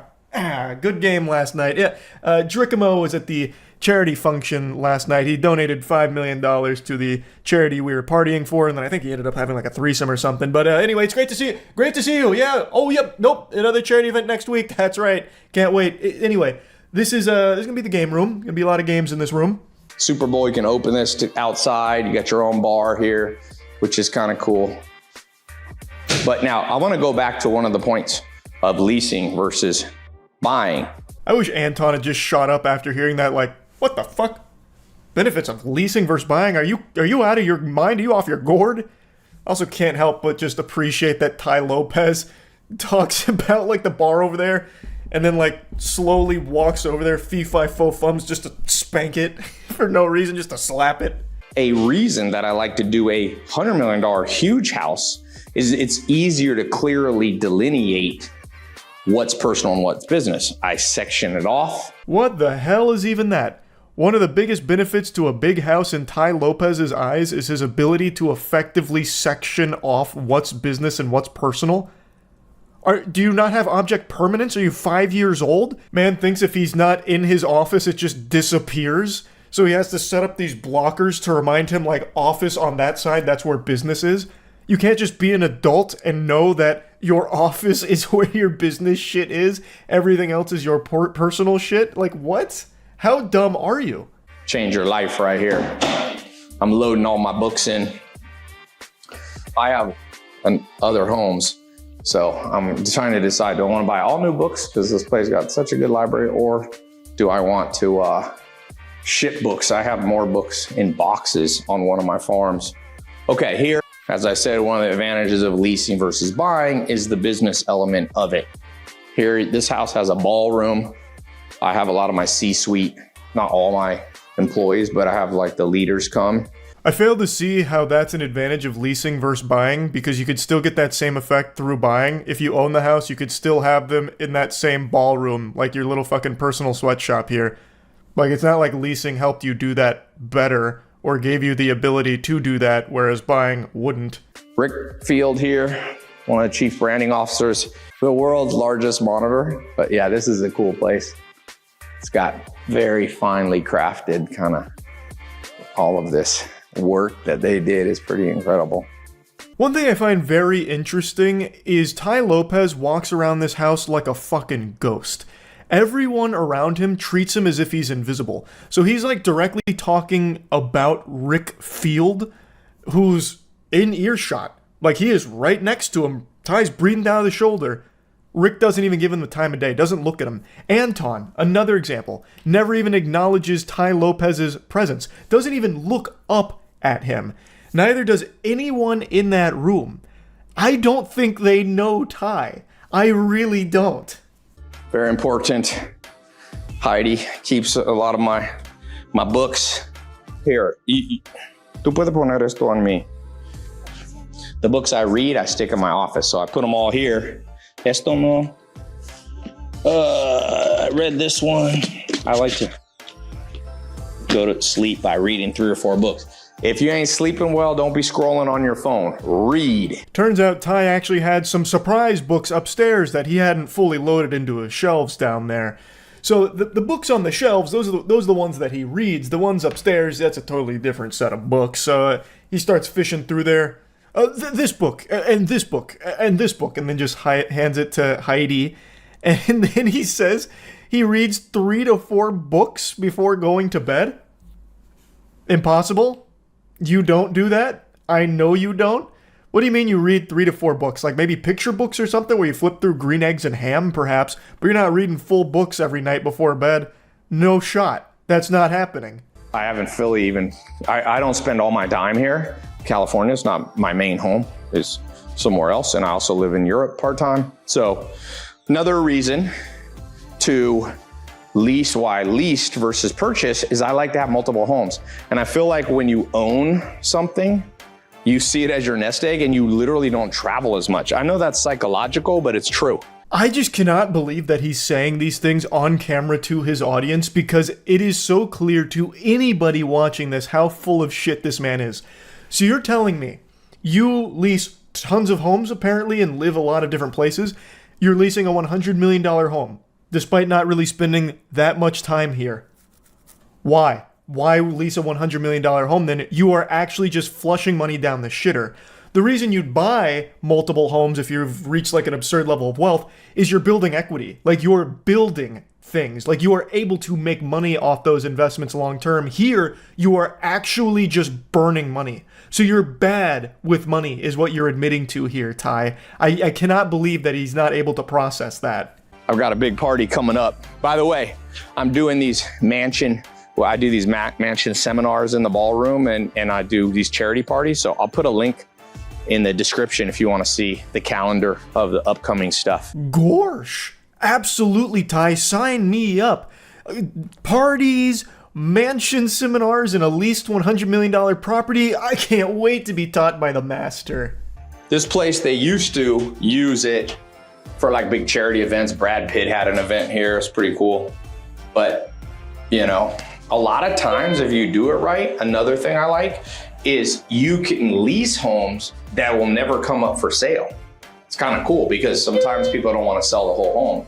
So for me, life is about adventure. I'm not number one, my core drive is not material things. So like I said, I like to buy farmland. Farmland's been the best risk-adjusted return. You know, I'd rather own farms that have a productive use than just homes or mansions. Ty's serving up a full course of the Yappy meal here on the world's slowest elevator. Why does it take so long to go 2 floors? This elevator sucks. Is there just like a couple people with like a rope slowly letting it down as Ty gets in it? How is it that slow? Jesus. And anyway, whatever he's talking about in there is fucking stupid in the first place, saying how his number one motivator is not material things. Meanwhile, his whole persona is material things and presenting material things, flexing material things, and convincing his audience that they should and can get those material things through following him. You're just so full of barnacles, Ty, it's crazy. I don't know where we are. That goes back up. And this is you could fit up to 20 cars in the garage, but my friend's staying here and just one little Lambo. I'm trying to decide if I want to get a Phantom Rolls Royce with the driver. That's so badass, Ty. He can't decide if he wants the Phantom or the Rolls Royce with the driver. He just has so many complex decisions. I say, why not both? You got plenty of dough lying around, right? Look at you, Ty. Just get both. You've earned it, man. You've earned it. I also love it. He's like, yeah, I don't really know where we are.